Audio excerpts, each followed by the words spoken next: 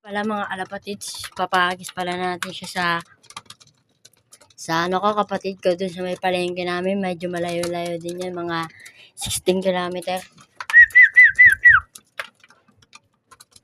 Ayun na mga kalapatids. So, dadalhin pala natin siya dun sa kapatid ko. Papahagis natin sa palengke. Oh.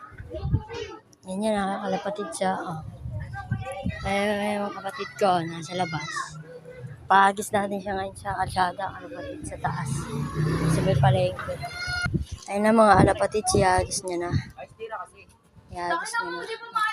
Ayun mga kalapatid, pinahagis ko na sa kapatid ko. Hindi tayo nag-aabang. Ayun na.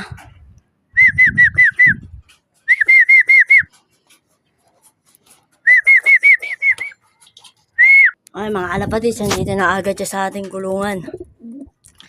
Eh, papahagis ko. Ihagis ako naman, maghagis kalapatid.